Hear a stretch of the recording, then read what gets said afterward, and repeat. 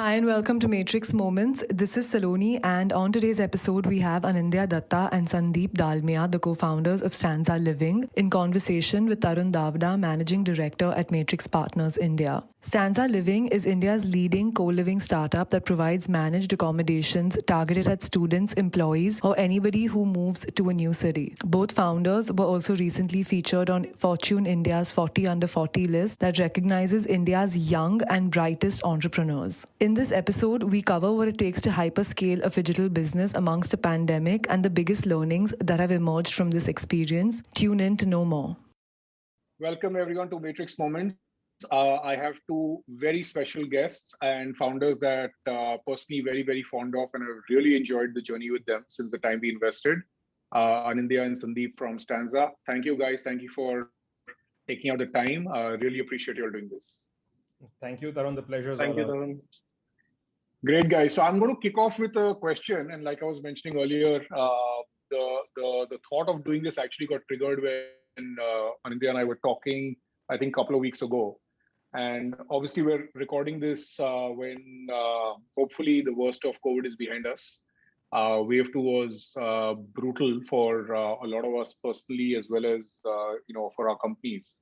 It looks like things are stable now, but there is always this lingering fear of another third wave. And I was asking Anindya, saying, how do you guys plan, right? You guys are in what people call a phygital business, right? Which is significant on the ground operations, but being disrupted using a sort of digital layer. And especially in your case, given a lot of what y'all are doing, there is an external sort of dependency on when states and colleges sort of announce reopening. I was just asking him, saying, hey, how do you guys even plan, like every day, every week when you guys wake up? Do you decide to double down? Do you say, hey, let me wait and watch? Do you take a more conservative stand and say, hey, we're not going to do anything until this thing is behind us? So I think first question, and that was the context of getting, doing this, because I thought a lot of the things that Anindya was mentioning, and I'm sure there are a lot of learnings beyond which, we've discussed. So a lot has changed since, I guess, early 2020 when we last did this together. Walk us through a little bit about highlights of the last 18 months specifically, and maybe with a focus on how do you adapt the business to a off now, on now, again off now nature of what has happened in the last 12 months, given the lockdowns, and what have been your biggest learnings and stuff that hopefully will benefiting other founders that are running similar businesses. Yep. Cool. I'll take the first one first, just to kind of what have been our learnings over the last kind of 18 odd months of kind of, dealing with a post-COVID or through COVID world. And I think Sandeep, you can add some points around the pieces around how we have kind of worked this out from a digital lens. Yep. I think, Tarun, one of the big challenges for us in April of last year was to, I think, acknowledge and embrace the ambiguity which we were in. And then, I think one of the key important points at which Sandeep and I said that, this is how we'll approach things, was when we said that, look, this is not a one size fits all answer. So, what works for, some other business will not work for us. And so even though we are hearing a lot of things around us, let's figure out what's right for us in our first principles basis, right? And so a lot of companies, for example, through that period, and you would have seen them, there was a lot of talk around pivots and about, how do you pivot from something to another or do something else differently. We took a contrarian approach to that. We said, focus on your core. What you do well, just focus on building that out even better. Maybe there's pause, but let's focus on what is really good, what we are really good at. And I think there are 4 things which we always say that we are reasonably good at as a company, right? We think we do things at a sensibly aggressive pace, in the sense that we're not mindless with our expansion. So we want to be sensible with our aggressive pace of growth. 1. 2, we said is that quality of people who are running different parts of the kind of, engine, focus on that. And, people strength of the quality of people is important for us. And we've always said this internally, that we are not an ecosystem of stars, but we want to be like the New Zealand of the startup ecosystem. There's no one single star, but then everyone as a collective punches above their weight. The third thing for us was playbooks and focusing on kind of creating as scalable an ecosystem as possible, and said that let's go back to all our processes, systems, and ask ourselves this question. And fourth was around tech and product, and saying that can we double down on our technology ecosystem now? So of these four things, I would say scaling up was that time was out of the question, right? And we said, look, scaling up at this point in time doesn't make sense. So, let's forget that kind of sensible aggression is not doing anything at this point to begin with. But the other three, which was like focusing on building the playbook, focusing on tech, and focusing on people, something which we doubled down really, really hard on over the last 18 months. And we said, this is what is going to strengthen our core and what we have built out. So every single process at Stanza was minutely kind of revisited. And then luckily for us, we had this period from December to March where we could stress test it as kind of business was trying to come back. And then again, we've gone back to the kind of engine room and said that, okay, let's look at what we've learned from these 3-4 months and again revisit that. So a lot of focus on strengthening playbooks. We built an entire F&B tech product literally within 1 month. And it's a kind of product which companies will build by themselves completely, right? From menu management to customer choice selection to creating virtual storefronts, all of that on the F&B side. We built it literally within a month, and since then we've been kind of improving and fine-tuning that. So building on product was very, very important. Our entire consumer interface, we said, what have we learned over the last 18 months where things went wrong in terms of consumer experience was bad, or we missold, or we undersold, or we oversold, or did something wrong, right? And correct and plug those gaps now in terms of what the consumer, his journey through the technology product as it was. And then third was like quality of people. Like we said, keep our flock together, keep our teams engaged. Everyone needs to kind of feel that they are building something big here, and we are here, we are pausing here, but we're not stopping. So one of the things which we did was, for example, we didn't cut salaries. We deferred comp. We said, look, comp is there. It's your comp. We're not taking it away from you. We'll defer it till a kind of bright sunny day comes back. And more importantly, we doubled down on equity allocation. Every single leader, whatever stock they have, we bumped it up by whatever more. We said that, you should feel more an owner of the business. We opened up equity ownership plans for everybody in the company. And said that you can become an owner of this business and you can participate in its growth story in the coming future. And a lot of people actually said, this is great, bottom of the cycle, let's buy into this company at this point of time. And a lot of people in the company actually doubled down on their equity allocation. So I would say those are the three kind of pieces of the puzzle which we spend a lot of time. We said strengthen your core. And for us, our core was people, product, playbook. And we said, go back to that and double down on that. And I think that's what we did over the last 18 months. We didn't spend as much time on thinking about alternative uses of our properties, for example, or short-term revenue generation. Those were obviously options on the table, but we just felt that it's not that we didn't do all of that, but we just felt that that was more of a distraction than a long-term project for us. And you're going to build moats in the long term, then this is how you need to focus on. COVID is here. It's going to be gone at some point of time. What will stay with you after that will not be the short-term, not be the short-term revenues, but will be with you the long-term kind of capability building which you have put in place.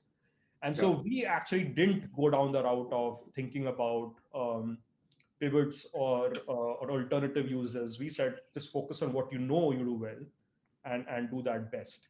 I will let Sandeep pick up the point on optionality in building, but I think that's one of the things which is important for anyone in the phygital world is that are you structuring all your relationships with all your partners, whether they are landlords in our case, or whether they are vendors, or whether they are warehouses, or whether they are, whoever you're working with who are in the ecosystem, helping you piece your story together with sufficient amount of optionality on day one, and pay for that optionality on day one, because because you will need that optionality and you'll exercise that option at some point of time. Correct. And I think we did that through the last 18 months. The relationships which we built with a lot of our partners had a lot of optionalities built in to our contracts. Unlike a lot of young startups, we were one of the very few companies where all of our contracts had force majeure clauses in place. And we invoked them as and when appropriate. But it's not like we then said, this is the FM clause, go to hell, Mr. Landlord. Correct. We sat down with the landlord and You we work- explained to him why we are doing Absolutely. it. So I think that across the board, and even on vendors, and Sandeep, you can elaborate on that. We've done a lot of this optionality building. Sandeep, just before you add, this is really good, Anindya. Thank you. I think along with, I guess, the stuff that Anindya asked you to comment on, Sandeep, one thing that would be helpful, I guess, is, when I've been talking to founders, the constant dilemma is there is a short-term sort of, supply side attractiveness because, they're beaten down today. I know I can get better deals. I can lock in them, much for longer periods of time at terms which are much more favorable to me. But then there is also this constant fear about, hey, what if there is a third wave? What if there is a fourth wave? Am I biting more than I can chew? How do you balance this sort of long-term versus short-term? What are maybe if you can give a live example of one or two actual tough trade-off decisions that you'll have to make, right? And how did you all think through those? And, how did you all figure out sort of in each scenario what decision to take? On the supply side, Andy, maybe you can add, but at least on all our partner ecosystem, Tarun, I'll go back to when COVID started, right? And this was a new thing for everyone. So all our partners were equally confused about their businesses as everyone was in terms of how COVID would impact and how things should be. So one of the things for us was very clear and transparent communication with our partners on day one. For example, if we needed certain amount of discounts, even above and beyond what the contract had said, we were pretty open towards discussing that this is what we need and why don't we talk it out and figure it out what you need to do to give us this discount. For example, one of our larger fixed costs in the business can be internet costs, and we got upwards of 60-70% discount month on month from our internet partners on an ongoing basis, and we have a very strategic partner to it. And there was a very frank discussion, and he said that go live of any new property will probably be deferred by 30 days if I have to give you this much discount, because I will do certain things at my back end to do it. And therefore we figured out that, okay, our business timelines will change and we'll plan for it, because we also don't know when we want to go live, and we'll plan around that. But we got 60-70% discount without getting a hit to our partners, right? I mean, we're continuing to get that discount with them on most of our assets as we do. And the second thing, as you and this example I particularly chose because, as you were saying, we can get opportunistic rates right now for a lot of things in the market. But for us, there were few strategic partners we would like to stick with, because this is probably we are building a business for many decades to come and not just for next 2-3 years. And if we keep on losing these strategic partners during these opportunistic times, probably we won't find many strategic partners. So we haven't lost any strategic partner and we continue to work with them. We haven't even gone fishing out many things. What we are continuously doing is figuring out with them if they are getting any strategic benefits during these times, and should we get part of that benefit passed on to us, right? And in fact, we are working harder to build more and more optionality in our clauses for going forward, because COVID was one type of situation that came into the business, and maybe what will come in future, we don't know. So our learning from this has been more bite-sized commitments and how can we have, so for example, in the past, we used to have a 6-month commitment to certain volume. We've moved on to LOIs rather than POs, but we now do bite-sized POs so that vendor doesn't get their capital stuck. So most important thing for anyone in this business, not just us, is cash flows, right? So even for partners and vendors, it is the cash flow. So the more you overcommit, the harder it gets for the vendors and partners, because their cash flow gets equally stuck. Right? So that was, I think, the most important thing for us was working hand in glove with the partners, understanding their constraints and working around that in most cases, and solving for cash flow issues for them and us, right? While we were getting discounts, we were also planning cash flow payments and things around that. We were always good with the bank balance, but at least we wanted to manage that and work with them, with our partners closely. The second thing in my head, and Andy and I discussed this many times, was there was a very strong trade-off, and I'm sure your other portfolio companies and founders face this, was cost cutting and strategic costs, right? I mean, there is a very fine line. There is very high pressure to reduce costs, and everyone wants to reduce costs when revenue is getting massively impacted due to COVID. Correct.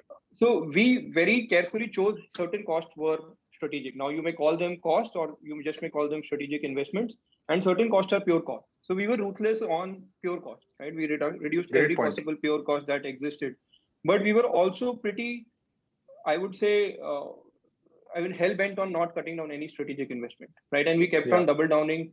Like, for example, you said there was opportunistic way to get cost reduction. There was opportunistic time to get great talent in the industry, right? So at middle and senior level, we actually kept on hiring throughout COVID because we wanted to bring strategic people who we were not able to bring on board during pre-COVID times, and it has again started getting harder given all the fundraise that has been happening around the world. Yeah. But end of last year, beginning of Q1 of this year, we were able to get some very, very critical people to our leadership team. And we were also we still feel very proud of the fact that we did not lose anyone in our leadership during 18 months when it was very deeply impacting our industry. And so I think for us, these two things were very, very critical, working hand in glove with partners and looking at strategic investments carefully. And last, and this happened more on supply and operations side and sales side, we decentralized more and more decision making because our business is more regionally spread, and COVID rules were also very state run rules. So centralized decision making across the board was not possible. So launching a property, not launching a property, etc., was all decentralized to most extent, and that allowed us to have that agility in our business, right? So we are functionally oriented as a company, so regional functional teams would be able to decide and come back on what we do. And I think we started this exercise at the beginning of COVID, and more now, I think it's almost decentralized to some extent. We are not involved in most decision making, which is completely actually dependent on COVID, because we are not aware of actually what happens on different state as much as our regional leadership does. Correct. So I want to touch upon one point you guys mentioned about sort of doing right by your partners, right, through this tough phase. A lot of people or a lot of companies, like I said, it's easy to slip into this, hey, you know what, the power equation is in my favor. Let me squeeze these guys to the extent possible, right? And I'm sure that temptation may have, been an option for you as well, right, to exploit. How have different stakeholders in your business responded? What are you all seeing in terms of overall market structure? I guess, how did you all decide, and what allowed you all to take a step back and say, hey, we're going to take a long-term view to this, right? We're not going to take a short-term, hey, let me try and squeeze everybody that I can. Yeah, I think that's an interesting one. I think one of the things which surprised me a lot was how a lot of people got what I thought at least was basics wrong. And the basics on this was pick up the phone and talk to the person, right? And explain to him what's happening in your business and hear what's happening in his business or his side of the story. And then triage this and say, okay, these are X kind of partners, landlords, vendors who, probably have the ability to bear this out. Strategic, maybe we'll kind of, push a little hard on some of these guys. Some of these guys, they have very specific asks and very specific commitments. Can we meet that for them? And hence build on that relationship. And there are some where you feel, look, this is no way on earth, I can the balance of power does not sit with me at all in this conversation. So let's be a little bit more giving on that. So not trying to paint everything with one brush was very, very important. For example, a lot of our landlords, I was very clear in some properties that, look, I want this property come what may. The landlord today may not want me as much as I want this property. So you know what, pay up and keep this property in your ecosystem. There are some properties where I know there's no one coming to this landlord tomorrow but me, because I'm kind of very well entrenched in the system. It's a large property. I will probably not have too much competition here. And maybe on this one, I'd spend a little bit more time negotiating, talking to the guy, trying to kind of get a little bit more if I can. But again, not in terms of bullying the guy into submission, but more in terms of like conversational approach before we sign. And there were some cases where the landlord's simple ask was, look, I understand your position. I have an EMI. Can you cover my EMI costs or not? Right? And that's a fair ask from the guy. And you do that, right? The other thing is, can you find softer ways of working with your partners in helping them? I remember, and Sandeep will know this better than I do, there was one of our vendor partners who was in the middle of a fundraise at that point of time. And for him, having collections of some sort was important. We said, you know what, we will support you. So we'll get you, whatever money you need now, but can you give me a long-term rebate in return? Interesting. There was one partner of ours, one landlord of ours who, in the second wave of COVID, went through an absolute tormentuous time with his family and a lot of people being in the ICU. We went hell for leather to kind of get him and his family ICU beds, Oh, oxygen. you did this. And these are outside. I mean, these aren't employees. These are just like supply partners. Supply partners, so landlords, Wow. vendors, etc., etc. So there were a lot of softer things which I think strengthen the relationship with a lot of landlords. Outstanding. Having said that, Tarun, is it that all of our relationships, have been smooth sailing? No, right? I mean, give or take, 2 to 3% of the portfolio does enter into a slightly more combative argument, and both sides are posturing. But I would say by and large, 97-98% of our supply side and vendor side portfolio has been very, very well managed by the team in terms of figuring out what does there are a lot of times when last year, I remember Sandeep used to create P&Ls for our partners so that we know, where his cash situation is and how it will evolve in the next 3-4 months, so that we are not kind of shortchanging people at that point of time. I think all that work was very, very important for us when we kind of sat down with these guys and negotiated that. What surprised me was how quickly a lot of the other players across sectors just stopped communicating. And I think that's where relationships went for a toss. That's where things turned sour. And I think that's what we luckily didn't do as a mistake. You over-communicated, you understand. Oh, I think that's a great point. I really like doing the softer things as well, because I think during these times, that's really something that people don't forget very, very easily, right? Yeah. The other question I did want to cover is, so you all announced, well, I don't know if you announced, but it leaked your $100 million plus fundraise earlier in the year. And I think that caught a lot of people by surprise, partly because of the timing of it, but also partly because generally there's been sort of mixed views on, hey, what does the pandemic mean for co-living as an industry, right? I would love to get your view on how do you see the pandemic altering the dynamics of the overall co-living space? And if there were, I don't know if there are, but if there are maybe 1 or 2 big changes in your view of what Stanza will look like in 5 years as a result of having been through this experience, would love to maybe spend a few minutes on that and understand that. Yeah, Sandeep, do you want to take that? Yep. So, Tarun, obviously, having the money in the bank is useful, gives a lot of confidence in terms of continuing to double down on growth as we all are talking about, and doing that with money in the bank is easier than otherwise. Yeah. From pure the COVID experience plus where we are as a company and 5 years from now, how we think about it, what we haven't spoken about and we've kept a little quiet on is we've done a lot of multiple pilots in these 18 months on different aspects of the business to see how we've always spoken about how we have a very, very exciting consumer set with us. And there are a lot of consumer services that we can layer on our base product. And we've got this 18 months in on and off periods to try out in different spurts of the country, right? Like, so to see what would work in a Karnataka versus what would work in an AP Telangana and so on.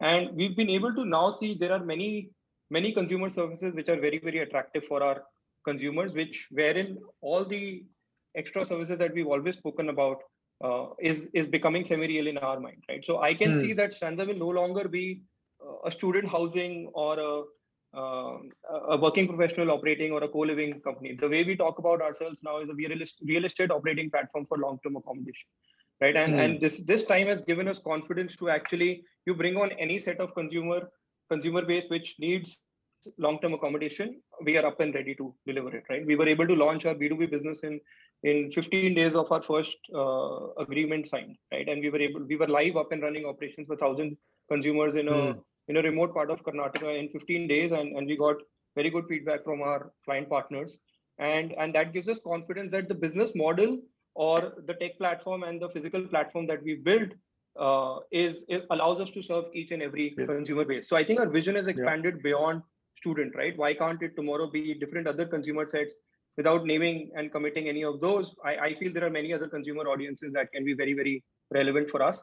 And secondary, for each of those audiences, there are a lot of daily services that they consume, whether it is bite-sized e-commerce that they consume or last mile mobility that they consume. Stanza can play a very, very strong role in each of those services, whether we do it directly, whether we partner with companies. There is massive opportunity on those, which we've seen in the mini pilots that we've executed. So I think the entire, and more than Andy and me, I think the entire leadership at Stanza believes that this is no longer just a student and a co-living play, right? It is much wider, and that is more important to us than us believing, because in the end, they are the ones who are going out there and getting things done. And you want to add anything? Feel free to. I think, Tarun, the big kind of so were we a pandemic-proof business? No, we were not. I mean, it was very clear when the pandemic hit, and that this is going to be definitely going to hurt us in the short term. But I think a few kind of clear consumer trends have emerged out of this, which are very, very important and has changed, I think, the positioning vis-a-vis us and our competition significantly, right? And that's why I think we managed to raise capital as well. I think we are seeing for the first time that the Indian managed living consumer is prioritizing health, sanitation, trust, brand, all softer aspects of living in a place over and above simply price, which means that our competition, which everywhere has been the largely unorganized, market operator, who doesn't have to think about compliance costs or any other kind of overheads, and hence is able to potentially price at a 500 rupees discount to a Stanza Living facility. And then you have to work really hard to kind of keep the consumer with you. That certain balance of power has changed, where suddenly consumers are saying, no, forget 500 rupees. I'm willing to pay a little bit more if I were to get some place which I can trust in terms of where I want to live in, and what does it mean in terms of hygiene, sanitation, safety. So for example, in JFM of this year, when we went back live and all the students started coming back to live in our facilities, we were selling product at 5 to 10% premium to what we thought would work for us in terms of our operating margins. So actually and that directly hits your bottom line. So all of that was a significant margin expansion, which we saw in the short term. I don't think all of it will remain. At some point of time, the price consciousness of the Indian consumer will come back, but I think some of it will remain at this point in time, because there is going to be this kind of new focus on health, sanitation, hygiene, etc. So you're saying there's just a more, I guess, a broader change in consumer preference towards more organized space versus like space. So one is from a demand side lens, which is exactly what you're saying. The other thing is we have seen significant supply side obliteration, which has happened in the last kind of 18 months, which means there are less options on the table as well for consumers. So now you have to really kind of be differentiated as an operator. So just a case in point, Bangalore today has 45,000, at the beginning of the pandemic, Bangalore had 45,000 registered paying guests / hostel ecosystems in place, which were registered. So, you can imagine there are equally 100% which are not registered. Of those 45,000 registered paying guest accommodations, roughly 20,000 of them submitted the licenses. They kind of gave the licenses back to the association, saying that we cannot operate. Oh, wow. So, shut down. Here's your license. I don't want to pay any kind of license costs anymore. Wow. That was the first wave. In the second wave, another 8,000 have returned the licenses. So you're seeing that 45,000 has now become 17, 18,000 just in the last 18 months. So what that means is that one, obviously the significant supply side obliteration which has happened. Two, the demand side is shifting more towards organized as well. And three is, I think suddenly from an enterprise, university, college, slightly more kind of, institutionalized operator lens, the focus on employee wellness, the focus on student wellness has changed completely. You would never have a blue chip tech company CEO or CHRO sitting across the table with me and discussing how they can kind of bring 1,000, 1,500, 2,000 employees back to work in Bangalore or in Pune, and have a conversation around, can you provide them enterprise grade internet in their rooms so that if 2 days they're working out of office and 3 days they're working out of home, it's seamless, it's BAU. Yeah. And all of this was never happening before, because earlier it was like, people will come to work with us and, we'll solve for their needs in the corporate, but, what they do outside is no more our concern. Same with universities and colleges. There is de-densification, which is happening. Increasingly, parents are asking about, how are your hostels managed? How many people in a room? What are your kind of, SOPs in place? And suddenly for us, the B2B segment, which Sandeep was referring to earlier, we had never thought that we will be in the B2B business for at least another 24 months out. And here we are, we've got a few deals closed. We've got a lot more in the pipeline. Suddenly we are seeing inbound interest from universities and colleges. And to your point earlier, Tarun, about why this, about the fundraise and how that kind of plays itself out, it's a lot of these factors which are kind of secular tailwinds, which are not going to be visible in the immediate short term, but which have medium-term and long-term impact in terms of how this business gets built out. Obviously, we were able to kind of make the point around that, and the investors saw, what was getting built out around that, was very, very important in terms of how I think the post-COVID world is going to look for a stanza in that context. Yeah. No, I remember, I think one of you all had used this when we were chatting. This was probably 7-8 months ago, where you said, now that the dust has settled, and this was, I think, pre-wave 2 and somewhere after wave 1, where you said there are at least 3 tailwinds which are going to sort of help improve our business, but there's one headwind, which is just uncertainty of when the colleges reopen. Yeah. And the way I think about this, this is what I like about what we are building at this point of time is the headwind is an artificial constraint. It's not a natural constraint where, consumer preferences change. No, has changed, yeah. It's a short term, yeah. Yeah, this is a university or college or a workplace being shut down for now. Fundamentally, what we are building or what we are solving for is creating a technology-enabled ecosystem for a very, very non-discretionary spend, which is a place for someone to live in. Which means actually this is very counter-cyclical. It may not be pandemic-proof in the context of what we have seen, but otherwise, economic cycles, we are very confident that this business actually sees itself through it in that context. In fact, this month itself, Tarun, there are at least 3 or 4 states where colleges have opened up for examinations, and we've seen almost 80-90% people coming back for a 15-day period to cover for their exams, right? And that shows that even for such a small thing, consumers are ready to move in and do this. And all of them have had, we've seen our surveys, 90-95% people have had first dose of vaccination, and they are very confident after first dose. In few months, things should become better and better only. Even if third wave comes, in our minds, it is again maybe a delay of 2-3 further months. It is not something which fundamentally changes, as Andy was talking about. Yeah. On that note, different cities and different states have seen a differing impact of COVID, right? Obviously, lockdown in some of the larger cities have been far more strictly implemented. Maybe in some of the smaller cities, less so.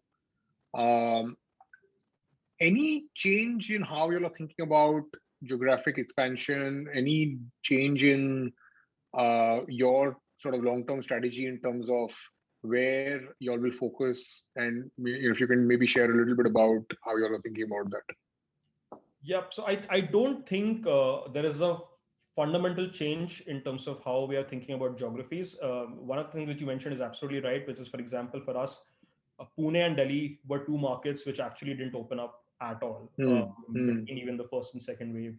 And Pune, obviously, because of Maharashtra was obviously one of the first kind of to go back into lockdown. Correct. And Delhi also, we saw the kind of enormity of impact which all of this had. Honestly, the way this question would have been a little bit more relevant, Tarun, at the end of the first wave, where I think a lot of conversation was still happening around how this is a very urban metro phenomena. I think that has fundamentally changed post the changed, yeah, absolutely, yeah. Because a lot of tier 2 towns and cities have been ravaged badly through the second wave, which means that some of this entire conversation around whether people will come back to the economic centers of activity or not I think has changed fundamentally. And you're seeing that, a week back, Wipro announced that in September, they're going back to work in all their offices. We are now hearing that Infosys is going to announce the same thing, and some of the other tech giants will follow. Which means increasingly now, I don't think that, the conversation around how you build your, the business from a geographic location changes. So for us, the plan was always that our working professional business is going to be very urban, metro, large economic center focused, and our student business is going to be in all the knowledge Wherever the universities are, hubs, which may or may not be in a large town or city. For example, one of the large markets we are opening up this year is Vijayawada, which is never going to be a huge economic center from a working professional migration perspective, but attracts students from all over the country in terms of student hubs and people who go to study there. So from a student business perspective, we will continue to be spreading ourselves across the length and breadth of the country. Our working professional business will continue to focus on the 5 largest cities at this point of time. And that's what we are focusing on. Yeah. You touched upon this a little bit. Maybe if you can go 1 or 2 levels deeper on the student business as well as on the young professionals business. Yeah. Other than hygiene, sanitization requirements, are you seeing any other sort of changes in consumer preference, right? Like, are people, is how you're thinking about designing the next set of Stanza properties different in any way as a result? So, very good question. We've had this has been a lot of debate internally at Stanza.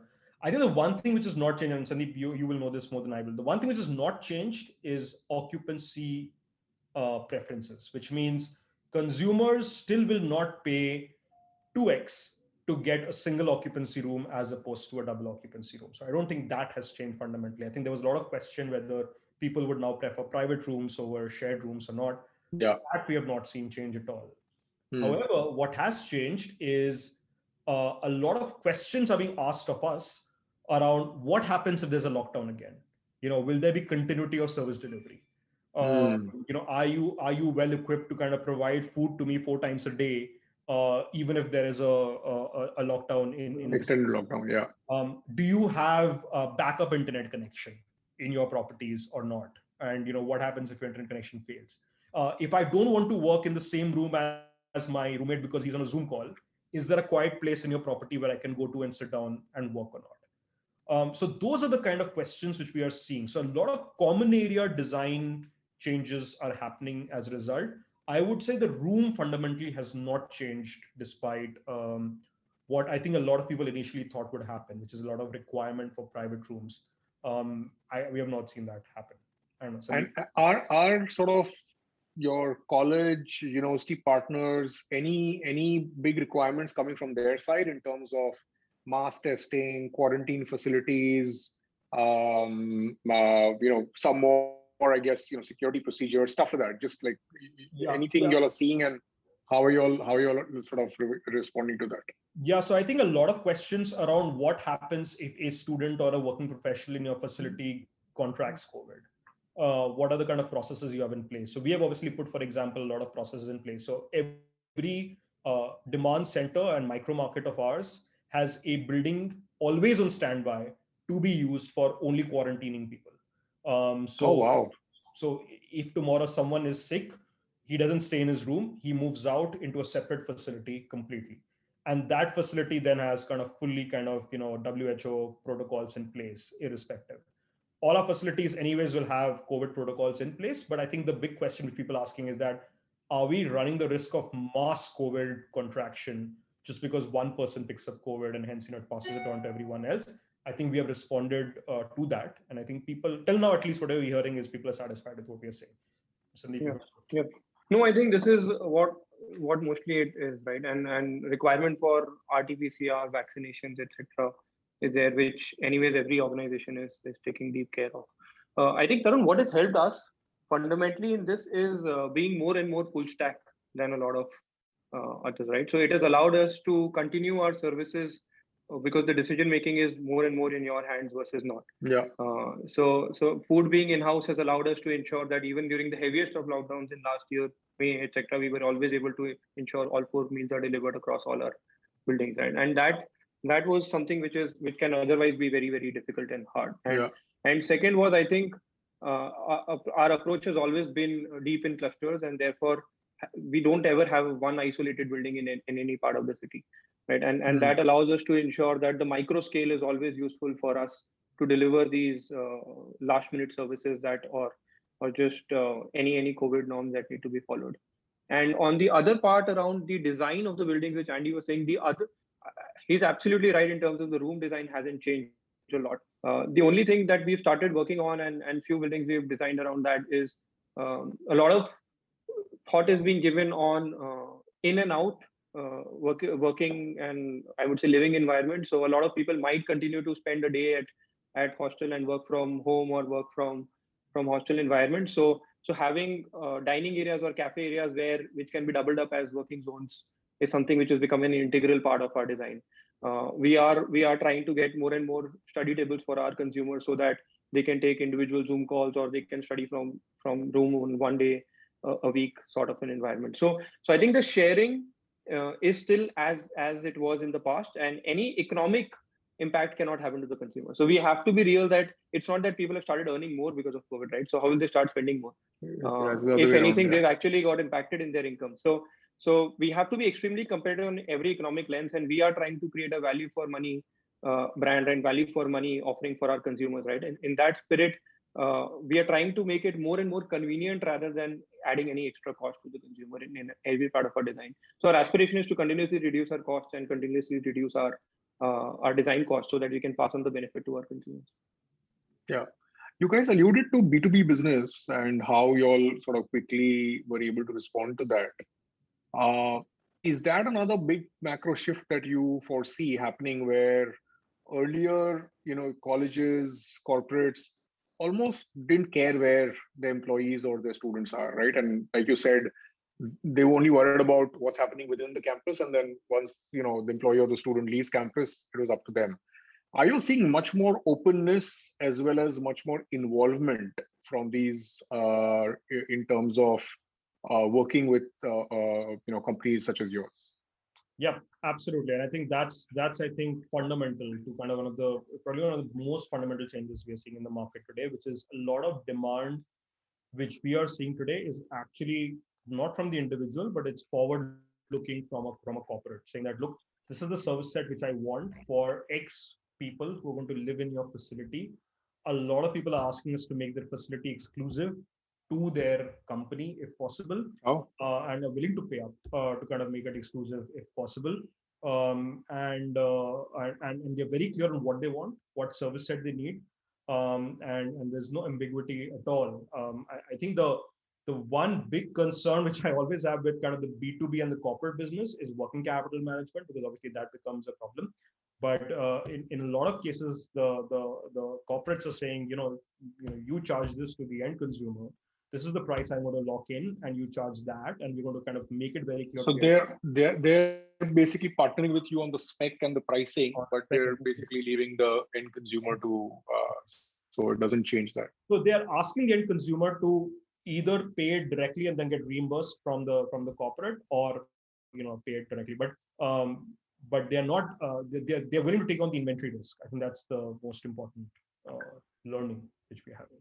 And this is across the chain. It's not just for, I would say, senior managers. We've seen that happening at managerial level. We've seen it happening at I would say very lowest levels of organizations also. So for every employee, they are equally, I would say, sensitive about this. And this is the first time mass migration has happened, right? And mass migration, reverse migration happened to their hometowns. Now there needs to be some clear incentive and timing so that they can bring back all the people, so that the office environments and culture is also set up. Yeah. I think final question, and this is a little bit more forward looking. As you look at, I mean, if I just take the overall, and again, I'll start with student and then we'll talk about young professionals and other segments that you're looking to go after. It almost seems like you've just, scratched the surface of what this market could turn out to be, right? And I won't share any numbers because I know you all will kill me after the call, so I'll keep the numbers outside of this. But You guys are aggressively expanding. You all are adding inventory and supply very rapidly.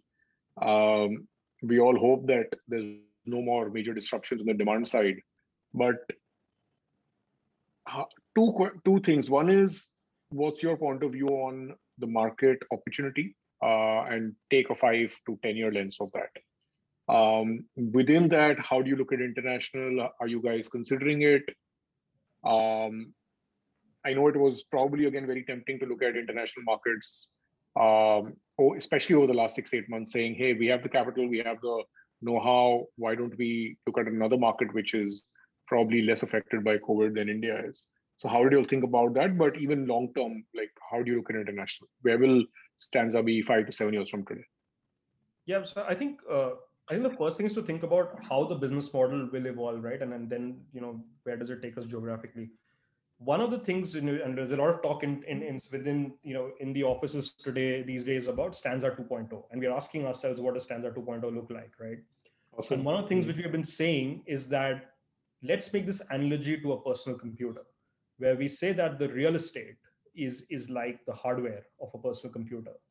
And every service which a consumer needs today is like a software which sits on that personal computer.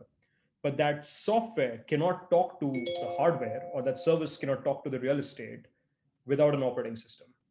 And what does Stanza want to be? And Stanza wants to be this kind of technology-backed operating ecosystem which wraps itself around any real estate and suddenly makes it convenient for a consumer to access not just the space, but also amenitized space, which kind of then makes it easy for them to kind of move in and start living. And when you make that the problem statement, suddenly the problem doesn't become limited to students or young working professionals. There are multiple people who need access to a range and bouquet of services, and they want to do it in a subscription-led manner, in a subscription-led manner, which could be like bite-sized, full 12-month, whatever. We could kind of figure that out. So a lot of questions which we are asking ourselves is that, if this were to be a pure player technology platform, forget anything else, what do we need to do to kind of build that out, whether irrespective of whether we do it with students, working professionals, married couples tomorrow, senior living day after. So there are multiple consumer sets which we could go after, right? So really, we are saying that we've got the core which we have built out. Can we now expand lifetime value of this consumer? So he walks in at the age of 17 into a Stanza facility and hopefully stays with you for life, because over time we have kind of expanded into different segments which correspond to different stages of his life, and he continues to be a part of the Stanza ecosystem. Whether it's a Stanza managed hostel, or whether it's tomorrow a Stanza managed apartment, or whether it's tomorrow a Stanza managed senior living facility, and so on and so forth. The other piece is, today we have this all services included, one single price, which someone kind of signs up for and he gets everything in that. But there are multiple other things which the consumer kind of spends on, and whether it's discretionary or not discretionary, different kinds. Can we become that conduit through which a lot of other brands, other services talk to the consumer, and can we then kind of do some of the top of the funnel skimming on some of that to kind of give me more larger share of wallet than what we are doing. So it's both in terms of expanding the number of months and number of years a consumer spends with you, and what does he spend per month with you to kind of end up getting a larger piece of the pie from this consumer. And I think that's going to be very, very heavily technology led as opposed to inventory led in the coming future. So I think we are increasingly preparing ourselves for a product led, non-inventory led growth in the coming kind of 12-18 months. And I think we'll be live with some of this in the next 6 to 12 months for sure. And I think that's where this suddenly takes a life of its own, right? Then suddenly you can look at any residential building and say, okay, is this Stanza plugged in or not? And hence, is the Stanza operating system on it or not? I think that's the way we would think about this. And suddenly to the point that Sandeep was making earlier, fixed cost management. You suddenly are doing so many buildings in one area. Your fixed cost management just gets better. It becomes more value for money. It's kind of virtuous, loop which you get into. And I think once that gets built out, that's very unique in the global context. And then that suddenly is very, very exportable as a business model. And so for us, the way at least Sandeep and I have discussed this, that probably international expansion, unless it happens opportunistically now, will be 18 to 24 months out from where we are. Obviously, if opportunity knocks on our door and something exciting comes by and gives a chance to go, international, we might do it today. But I think the plan is very clear, that build out this Stanza 2.0 ecosystem. And then, suddenly this becomes definitely, you can take it to the rest of the world. And that's when, this kind of acquires a life of its own completely. Yeah. Sandeep, you want to add from would love to hear some color from you as well. I think Andy has covered everything. For us, Tarun, it's always been about ensuring that our core is intact and the core is expanding itself. All these ancillary services that we're talking is becoming part of the core, and international expansion then becomes ancillary to that. So we will want to be very, very robust in what we do in terms of all the top of the funnel services, whether some of them don't exist in the market. So we might have to build some Correct. of those. And some of them exist. Like you guys so did with food and so many other things, yeah. Like we did with food and so many others that are consumer pain points which don't exist. They help us build a very strong moat around our business, right? And it becomes such a strong moat that one, we don't want to look behind our back as we are expanding, right, constantly. And therefore, I think we'll rather solidify our business here. The TAM is extremely large. B2B space is extremely large. So one of the reasons why we always wanted to expand internationally was TAM. It is so large here that why don't we capture significant part of that here before we look into international expansion? So 18 to 24 months is absolutely right. Now, I never say never. B2B was again 18 to 24 months away in our mind. It happened faster than we planned. So if something exciting comes up, then we never say no to any exciting opportunities. Awesome. Thank you, guys. This is... I really, really enjoyed and learned a lot through this conversation. Appreciate you guys candidly sharing your insights. Very excited about what I guess the next few years of Stanza are going to be. I know you guys are just getting started.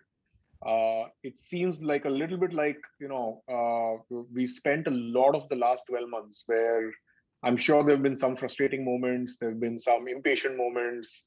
But I know what you guys have done under the hood in terms of really strengthening the core. So very, very excited about seeing how this all sort of unfolds once market opens up a little bit more and allows us to do sort of experience everything you guys have done.